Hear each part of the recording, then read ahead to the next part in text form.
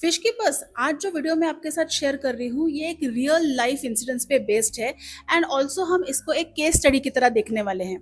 तो हमारे एक क्लाइंट है जिनके पास बहुत ही प्रीमियम गोल्ड फिशेस का कलेक्शन था एंड लास्ट वीक उन्होंने नोटिस किया कि फिशेस उनकी थोड़ी सी डल हैं। अब यूजुअली रेनी सीजन में, मतलब रेनी सीजन तो है नहीं बट अभी जैसे रेन्स आ रहे हैं तो अभी रेनी सीजन तो गया ही नहीं है, तो कभी बारिश आ रही है कभी धूप आ रही है, तो टेम्परेचर बहुत ज़्यादा फ्लक्चुएट हो रहा है। एंड ऐसे केसेस में आप सभी को पता है कि हमारी फिशेस थोड़ी सी डल हो जाती है। तो उन्हें भी ऐसा लगा कि हो सकता है कि मेरी फिशेस थोड़ी सी डल हो। उसके बाद उन्होंने ये देखना शुरू कर दिया कि फिशेस थोड़ी सी टिल्ट होना शुरू हो गई है एंड तब भी उन्होंने ध्यान नहीं दिया। देन इट स्टार्टेड, एक के बाद एक exclusive premium gold fishes started dying. उसके बाद उन्होंने हमें कॉल किया एंड हमें कॉल करके सारी सिचुएशन एक्सप्लेन की। जब मेरी टीम वहाँ पर गई तो first thing we did was to check the water parameters. तो हमने अमोनिया नाइट्राइट लेवल्स चेक किए which to our surprise were extremely high. High nitrite और अमोनिया लेवल्स होने की वजह से ऑक्सीजन लेवल्स ड्रॉप हो गए थे एंड फिशेस बहुत ही ज़्यादा स्ट्रेस में थे। टेम्परेचर भी अनइवन था। सो 3 से 4 दिन उसकी हमने ट्रीटमेंट की एंड चौथे दिन द फिशेस जो भी बचे हुए थे थैंकफुली वो फिशेस सारे ठीक हो गए and the tank was healthy again. अब आपने भी अपने एक्वेरियम में ऐसा देखा होगा, नोटिस किया होगा या कि बहुत बार फिशेस जो हैं वो टिल्ट हो जाती है, सोने जैसी हो जाती है, बट ह्यूमंस के जैसे फिशेस सो नहीं सकती। दिस इज व्हेन आपको ये ध्यान में रखना है कि there is something wrong. And अगर फिशेस टिल्ट होना शुरू हो जाती हैं, बार बार नीचे बॉटम पे बैठना शुरू हो जाती है, सो दिस इज एक खतरे की घंटा। ये एक डिसीज है जिससे कहते हैं sleeping disease and this could be fatal for your fish tank. तो ये स्लीपिंग डिसीज एक्चुअली क्या है? No, it's not a cute nap time. Actually ये एक वायरल या पैरासिटिक इन्फेक्शन है जो कि फिशेस के नर्वस सिस्टम पे अटैक करता है एंड मसल्स पे अटैक करता है। और ये इतना ज़्यादा लाइफ थ्रेटनिंग होता है कि आपकी फिश उसका बैलेंस खो देती है एंड दैट इज़ वाई वो बॉटम पे बैठी रहती है, या वो अपने आप को बैलेंस नहीं कर पाती इसलिए टिल्ट हो जाती है। और ऐसे बहुत सारे सिम्टम्स आपको देखने के लिए मिलते हैं। अगर आप अपनी फिश को हफ्ते भर में 2 से 3 बार ऐसा कुछ करते हुए स्पॉट करें तो ध्यान में रखिए that there is something wrong with your fish and तुरंत इसके लिए कुछ इलाज जरूरी है, otherwise it is a life threatening sign. पर आखिर ये होता क्यों है? इसके 4 बड़े रीजंस है। नंबर 1, जैसे मैंने आपके साथ शेयर किया था, ये एक वायरस या पैरासाइट का अटैक है, सो इन्फेक्शन है। तो अगर आप कोई इन्फेक्टेड फिश ऑलरेडी मार्केट से लेकर आ रहे हैं तो ये इन्फेक्शन आपके फिश टैंक में जरूर फैलेगा। Number 2, poor quality of water. Toxic water is equal to disease fish या फिश की डेथ भी हो सकती है। तो पानी के जो पैरामीटर्स हैं वो टॉक्सिक लेवल पे नहीं होने चाहिए, यानी कि आपका अमोनिया नाइट्राइट हर चीज़ इक्विवेलेंट बैलेंस एनवायरमेंट में होनी चाहिए या बैलेंस्ड रेंज में होनी चाहिए। Number 3, nutritional issues. अगर आप अपनी फिशेस को बहुत ही लो क्वालिटी का सस्ता खाना खिला रहे हैं तो उनको कहीं से भी न्यूट्रिशन नहीं मिलने वाला है। तो इसीलिए एक अच्छी कंपनी का, अच्छे रेंज का, जिसमें प्रोटीन कंटेंट या कलर बूस्टर या कलर एनहांसर टाइप का कोई एलिमेंट हो, ऐसा फिश फूड आपको खिलाना चाहिए। And number 4, temperature fluctuation.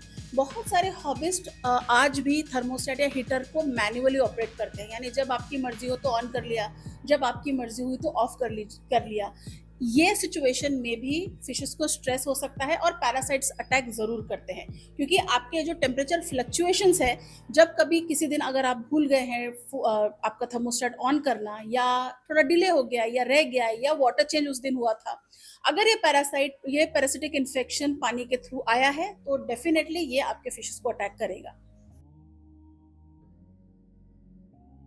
तो कैसे पता चलेगा, कैसे आप पहचानेंगे, क्या सिम्टम्स हैं? तो ये 6 सिम्टम्स हैं। अगर ये आपने अपने फिशेस में देख लिए तो समझ जाइए कि कुछ ना कुछ प्रॉब्लम है एंड आपको कुछ तो ध्यान देना पड़ेगा, ट्रीटमेंट करना पड़ेगा। Number 1, lethargy. अगर आपको ऐसा लग रहा है कि आपकी फिश बहुत ही ज़्यादा डल हो गई है, बिल्कुल ही मूवमेंट नहीं कर रही है, बहुत ही लिथार्जिक हो गई है, तो there is some problem. Number 2, loss of appetite, यानी कि आपने अलग अलग टाइप के फूड डालकर देख लिए लेकिन आपकी फिश बिल्कुल खाना नहीं खा रही है, बिल्कुल ऊपर भी नहीं आ रही है खाना खाने के हिसाब से, या कभी आप जाते हैं तो आप इसके पहले अगर वो आपसे इंटरेक्ट कर रही है, लेकिन अब वो बिल्कुल ही इंटरैक्ट भी नहीं करेगी, ना ही वो फूड खाने के लिए आएगी, तो लॉस ऑफ एपेटाइट एक रीजन हो सकता है। Number 3, weird swimming.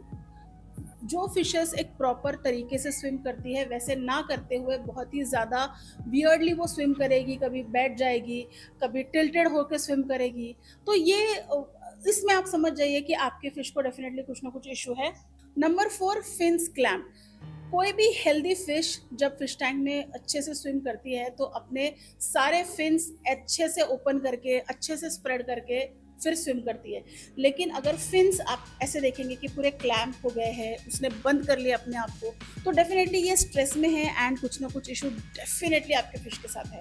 Number 5, heavy breathing. आपकी फिश अगर बहुत ज़्यादा बार बार ऊपर आकर ब्रीथ कर रही है, बहुत ज़्यादा बार नीचे अगर भी है तब भी बहुत बार ब्रीदिंग के लिए मुंह खोल रही है, बहुत ही ज़्यादा गैस्पिंग कर रही है, आपके एक्वेरियम में सही तरीके से फिल्टर है, सही तरीके से एयर पंप भी आपने लगा के रखा है, फिर भी अगर ये हो रहा है, एक साइन है कि आपकी जो फिश है वो स्ट्रेस में है।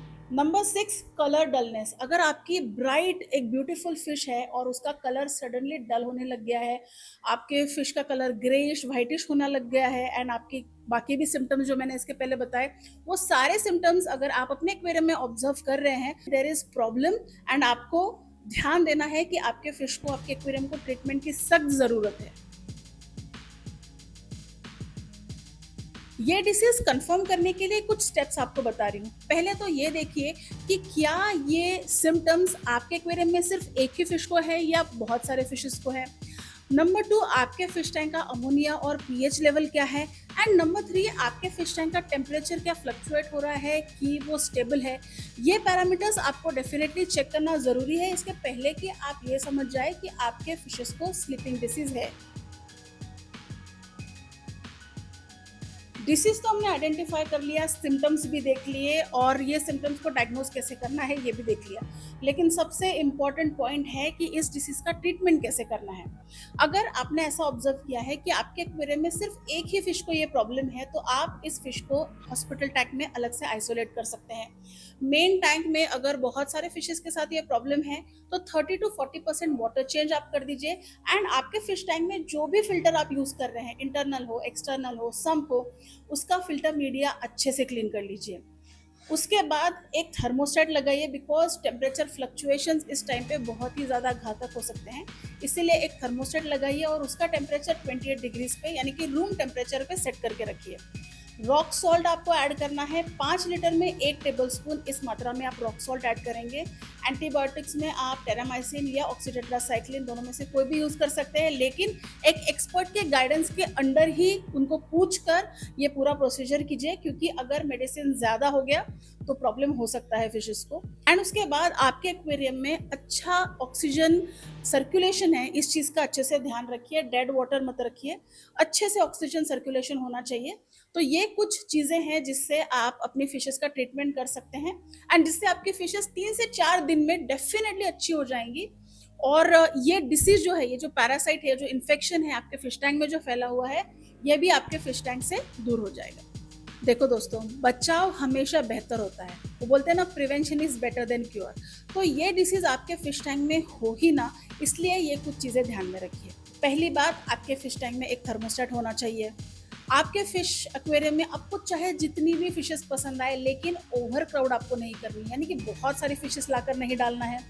आप आपके फिश टैंक का जब भी वाटर चेंज करेंगे तो उसी तरीके से वाटर पैरामीटर्स चेक करते रहिए।